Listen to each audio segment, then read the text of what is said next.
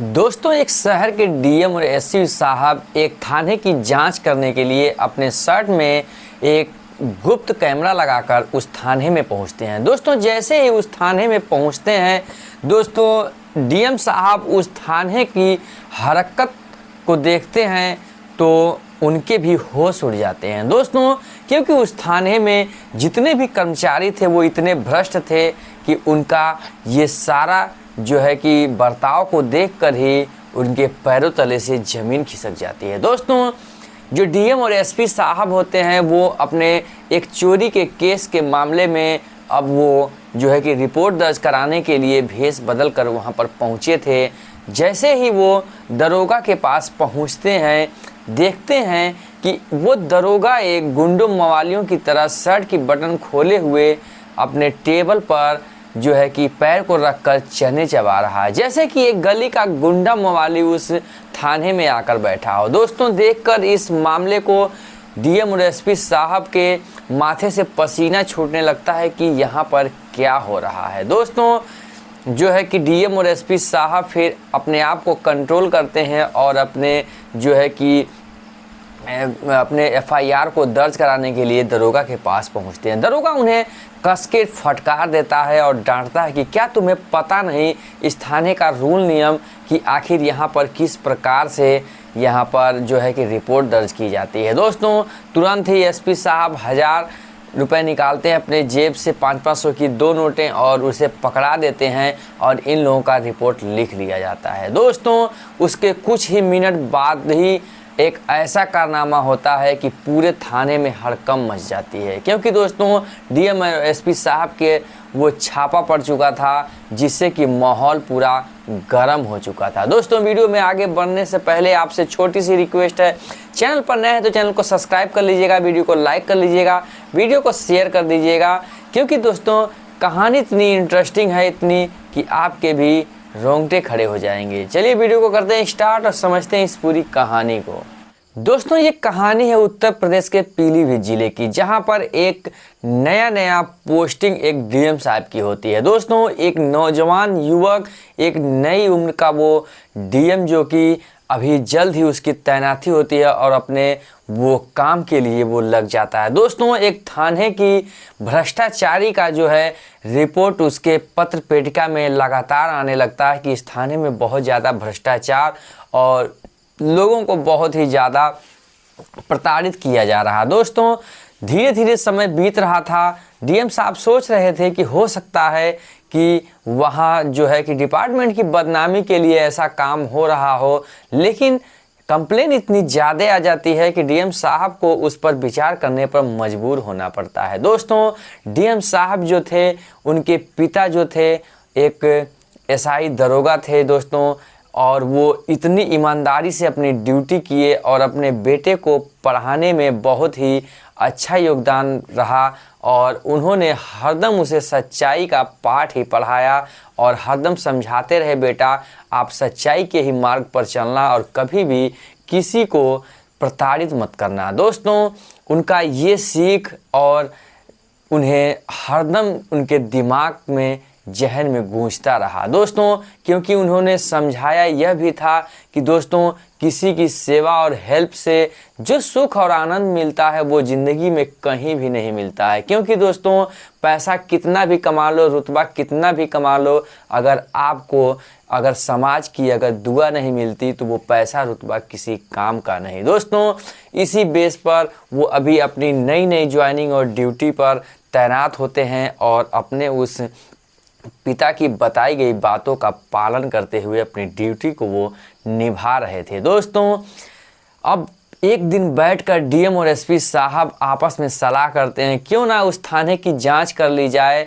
और खुद दूध का दूध, पानी का पानी हो जाएगा और आखिर में इतनी शिकायतें आ रही हैं। दोस्तों, ये सब बात क्लियर होने के बाद डीएम और एसपी साहब अपने भेष को बदलते हैं और अपने शर्ट के कॉलर में एक सीसीटीवी कैमरा लगा लेते हैं जो कि अपने कंट्रोल रूम से लाइव प्रसारण के लिए कनेक्ट करवा देते हैं और उस थाने की जांच के लिए थाने पर पहुंच जाते हैं। जैसे ही थाने के बाहर पहुंचते हैं, थाने के बाहर खड़ा होते हैं, कांस्टेबल कहता है, हे रुक, दोनों लोग, तू लोग कहाँ अंदर जा रहा है। उधर डीएम और एसपी साहब उसके पास आते हैं, कहते हैं बाबूजी मेरा रिक्शा चोरी हो गया है और मुझे रिक्शे की रिपोर्ट दर्ज करानी है। मैं सुबह से ही ढूंढ ढूंढ कर परेशान हो गया हूँ, थक गया हूँ, मेरा रिक्शा नहीं मिल रहा है और मुझे जो है कि इसकी एफआईआर करवानी है। दोस्तों वो कांस्टेबल उसे गर्म होता है और कहता है क्या तुझे पता नहीं कि आखिर में इस स्टेशन के अंदर जाने से पहले यहाँ का रूल नियम क्या है। दोस्तों जो एसपी साहब हैं वो समझ जाते हैं कि इसे भी कुछ रिश्वत चाहिए। वो तुरंत अपने जेब से 50-50 की 2 नोटें निकालते हैं और उस कांस्टेबल को जेब में डाल देते हैं। दोस्तों इतने में वो कांस्टेबल खुश हो जाता है और कहता है ठीक है, अंदर जाके लेफ्ट साइड में मुड़ जाना, जहाँ पर दरोगा साहब बैठे होंगे वहाँ पर आपकी रिपोर्ट लिख ली जाएगी। दोस्तों डीएम साहब जब ये देखते हैं कारनामा, डीएम साहब को बहुत ही गुस्सा आता है और वो आग बबूला हो जाते हैं, लेकिन एसपी साहब उसे समझाते हैं कि कूल डाउन, इतना आप जो है कि परेशान ना होइए। दोस्तों मामला आगे बढ़ता है। फिर होता क्या है कि वो लोग जो है कि एसपी साहब और डीएम साहब दरोगा साहब के पास पहुंचते हैं। दोस्तों वहां पर जाने के बाद होता क्या है कि दरोगा साहब अपने पैर को टेबल पर रख के अपने शर्ट की कॉलर को खोलकर और बैठकर चने चबा रहे थे। दोस्तों इतना जब मंजर देखते हैं डीएम साहब तो उनके होश उड़ जाते हैं और मारे गुस्से से वो आग बबूला हो जाते हैं और उनसे रहा नहीं जाता। लेकिन एसपी साहब उन्हें कूल डाउन कहते हैं कि मामला आगे देखते रहिए।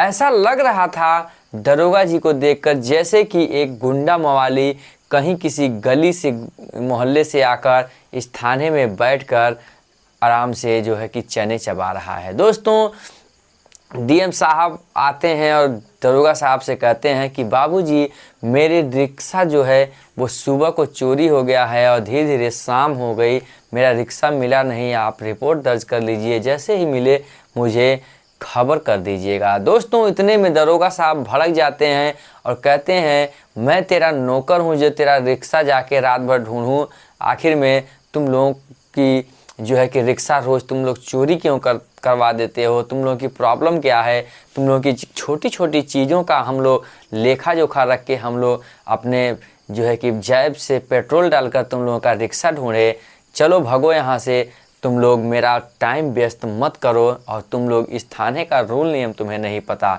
दोस्तों कहते हैं कि आपको तो सरकारी पैसा मिलता होगा। जो डीएम साहब होते हैं वो उनसे दरोगा साहब से कहते हैं कि पैसा मिलता होगा इस सब के लिए, तो कहते हैं तू ज़्यादा मुझे रूल नियम और कानून बताएगा, अभी तुम्हें 2 डंडे लगाऊंगा तो तेरे दिमाग जो हैं वो होश में आ जाएंगे। दोस्तों इतना सुनते हैं डीएम साहब तो उनको गुस्सा भी आता है, लेकिन करें भी तो क्या करें, वो मजदूर का भेष बनाकर उस सच्चाई को जानने के लिए पहुंचे होते हैं। दोस्तों फिर कहते हैं कि भाई आपको शासन प्रशासन ने हम लोगों की सेवा करने के लिए, हम लोगों की देखभाल करने के लिए यहाँ पर भेजी है और रखी है, और आप लोग मुझसे इस तरीके से बात कर रहे हैं, ये अच्छा नहीं है।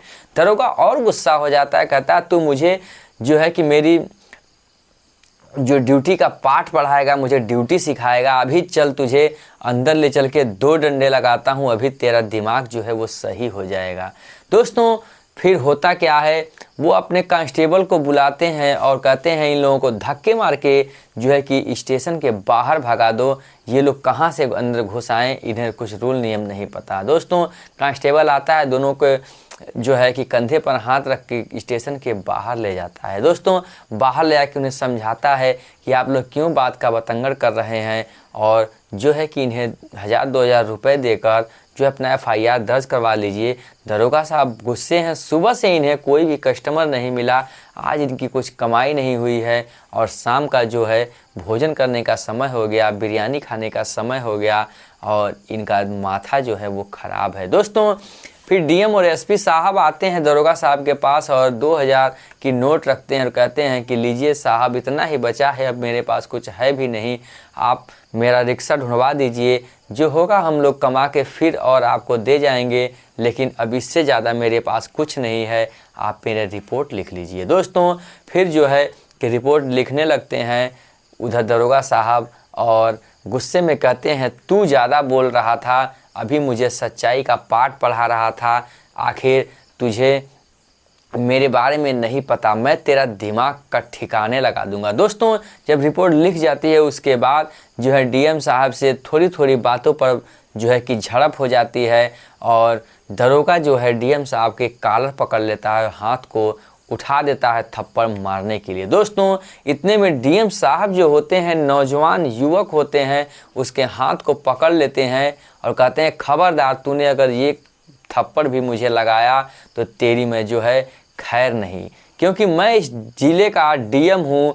मैं तुम लोगों की इस करतूत को देखने के लिए मैं सादे भेष में आया हूँ और तुम लोगों की करतूत मैं देख रहा था। दोस्तों, इतने में पूरे थाने में हड़कंप मच जाती है और पूरा थाना जो है थर थर कांपने लगता है। दोस्तों, दरोगा और पूरे स्टाफ को हिरासत में ले लिया जाता है। एसडीएम के एक ही फ़ोन पर पूरे जो है कि थाने को घेर लिया जाता है और घेरने के बाद पूरे थाने स्टाफ को जो है कि एक गाड़ी में भरकर जो है कि सेंट्रल जेल भेज दिया जाता है। और वहाँ की जो सीसी फुटेज होती है वो कंट्रोल रूम में रिकॉर्ड हो रही होती है और वो सारी फुटेज है वो जो है कि डिस्ट्रिक्ट जज के पास ट्रांसफ़र कर दी जाती है। केस फाइल करने के बाद कुछ दिन तक फिर जो है कि केस चलता है। इधर एक नए टीम की गठन होती है, उस थाने में भेज दिया जाता है, जहां पर कि उस थाने में सुनवाई होने लगती है, थाने में लोगों का न्याय होने लगता है और पूरी टीम जो उधर है बर्खास्त हो जाती है और उन्हें फाइनल जेल में भेज दिया जाता है। दोस्तों,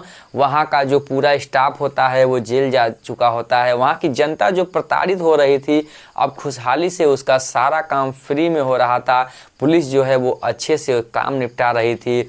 गुंडों मवालियों को ढूंढ ढूंढ के उनका इनकाउंटर हो रहा था, क्योंकि जिला उत्तर प्रदेश का पीलीभीत था, जहां पर योगी राज का शासन चल रहा था। दोस्तों, एक एक गुंडों को चुन चुन के इनकाउंटर किया गया और गुंडा राज को ख़त्म कर दिया गया। दोस्तों, हमारी कहानी समझाने का उद्देश्य ये है कि शासन प्रशासन चाहे तो आजकल के गुंडे मवालियों को चुटकियों में ख़त्म कर देगा।